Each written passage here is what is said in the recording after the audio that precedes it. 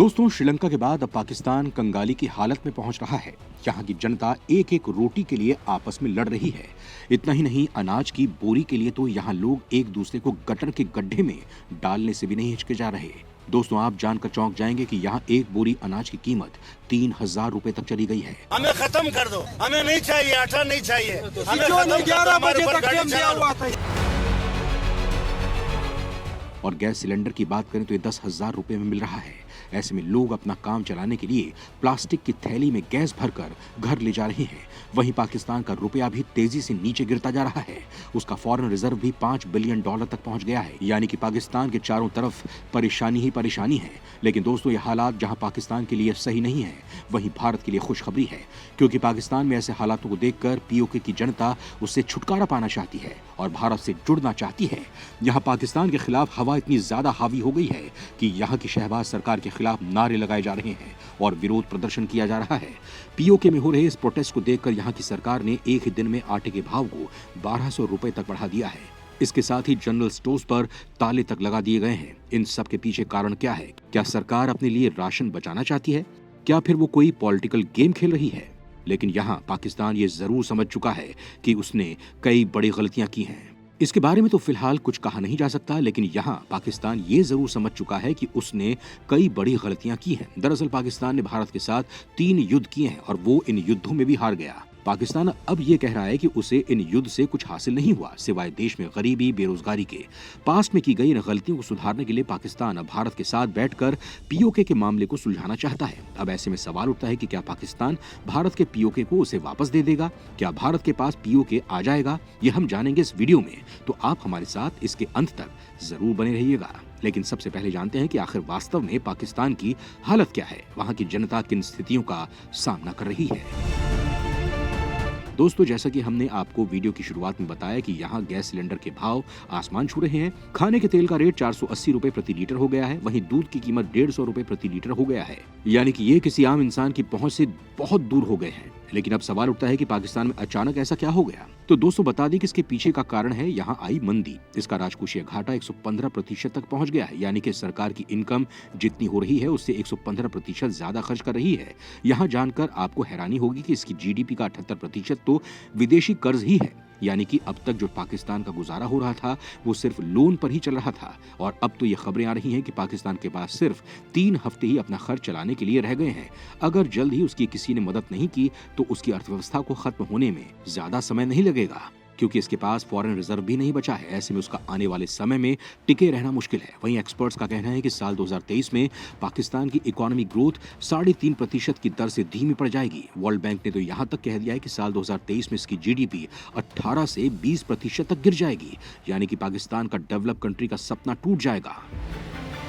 दोस्तों, एक तरफ भारत धीरे धीरे डेवलपिंग से डेवलप कंट्री की ओर बढ़ रहा है, वहीं पाकिस्तान की अर्थव्यवस्था धराशायी होने के कगार पर पहुंच गई है। ऐसे में सवाल उठता है कि आखिर ऐसा क्यों है, जबकि दोनों देशों ने एक साथ ही आजादी हासिल की। आज भारत में दुनिया के दिग्गज बिजनेसमैन बसते हैं, वहीं पाकिस्तान की इकोनॉमी इस कगार पर पहुंच गई है कि यहाँ 37% युवा बेरोजगार हो गए हैं। वहीं जब लोगों की जेब में पैसा ही नहीं होगा तो बाजार की स्थिति क्या होगी, ये किसी से छिपी नहीं है।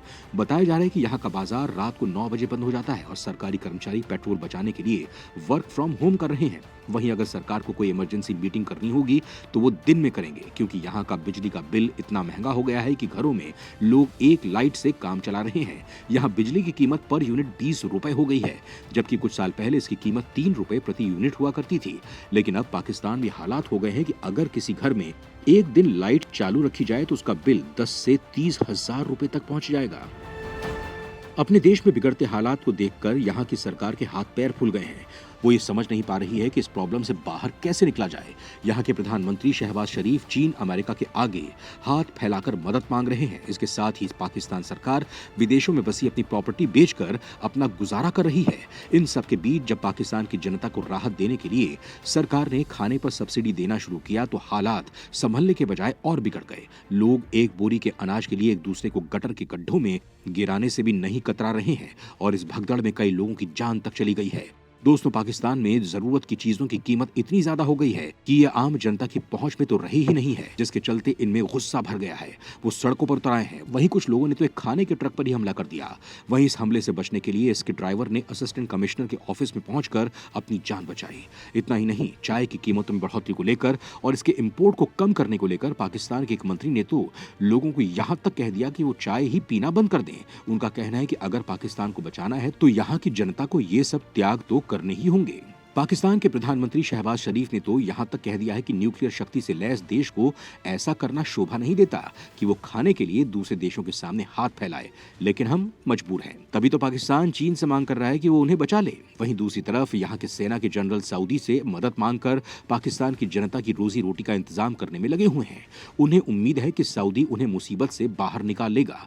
अब सवाल उठता है कि क्या ये देश पाकिस्तान की मदद करेंगे? क्या पाकिस्तान से दोस्ती का ढोल पीटने वाला चीन उसकी सहायता करेगा? तो दोस्तों, आपको बता दें कि चीन से तो ऐसी उम्मीद करना बेकार है, क्योंकि चीन सिर्फ अपने स्वार्थ के लिए ही किसी से हाथ मिलाता है। इसके अलावा चीन ने पहले से ही पाकिस्तान को 30 बिलियन का कर्जा दिया हुआ है।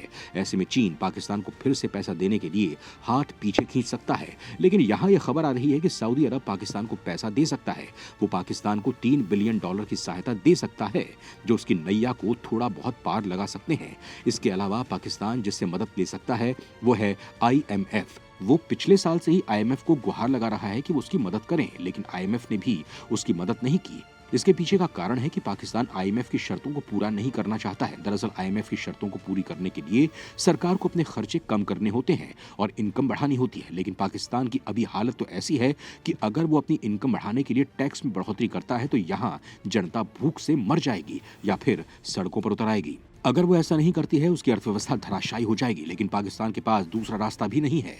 दोस्तों, कुछ समय पहले पाकिस्तान के हालात ऐसे नहीं थे। उसकी अर्थव्यवस्था बहुत अच्छे से ग्रोथ कर रही थी, लेकिन फिर अचानक से गिरती चली गई और आज हालात दुनिया के सामने हैं। इसके पीछे का कारण है यहाँ मची राजनीतिक उथल पुथल और बाढ़। साल 2022 में यहाँ आई बाढ़ ने पाकिस्तान की अर्थव्यवस्था को तोड़ कर रख दिया। आंकड़ों के मुताबिक इस बाढ़ में पाकिस्तान को करीब $30 बिलियन का नुकसान हुआ था। इस बाढ़ ने यहाँ की खेती को तबाह कर दिया था, जिससे अनाज की कमी हो गई और उसकी कीमतों में बेतहाशा बढ़ोतरी हो गई, जिससे लोगों की हालत खराब हो गई। लेकिन इससे पहले पाकिस्तान की इकोनॉमी ग्रोथ कर रही थी। उसकी इकोनॉमी में गरीबी का प्रतिशत 60% से गिरकर 21% तक पहुंच गया था। लेकिन अब यहाँ यह हालात हो गए हैं कि यहाँ रहने वाले 9 मिलियन लोग कभी भी गरीबी रेखा के नीचे जा सकते हैं। लेकिन दोस्तों, यहाँ हैरानी वाली बात यह है कि पाकिस्तान की सरकार इस स्थिति को सुधारने के लिए ज्यादा प्रयास भी नहीं कर रही है। वो बाढ़ वाले क्षेत्र में तो ये जाकर नहीं देख रही है कि वहाँ सब कुछ ठीक कैसे करना है। आज भी ये क्षेत्र पानी में ही डूबे हुए हैं। अब ऐसे में जब जमीन ही नहीं होगी तो खेती कहां से होगी? एक ये भी कारण है कि यहाँ अनाज की कमी पूरी नहीं हो पा रही है। इसके अलावा पाकिस्तान के बर्बाद होने का एक कारण रूस यूक्रेन के बीच चल रहा युद्ध भी है। दोस्तों, इस युद्ध के कारण दुनिया भर में क्रूड ऑयल की कीमतों का आसमान में पहुंचा दिया है, जिससे बहुत से देशों को परेशानी का सामना करना पड़ रहा है। इसका एक हिस्सा पाकिस्तान भी है। दरअसल पाकिस्तान यूक्रेन से गेहूं इंपोर्ट करता है। इस युद्ध की वजह से वो यूक्रेन से गेहूं नहीं खरीद पाया, जिससे उसके देश में कमी हो गई और हालात खराब हो गए। दोस्तों, किसी देश की जनता उस देश की सरकार पर पूरी तरह से डिपेंडेंट होती है, लेकिन पाकिस्तान सरकार की अस्थिरता ने यहाँ की जनता की हालत को खराब कर दिया है।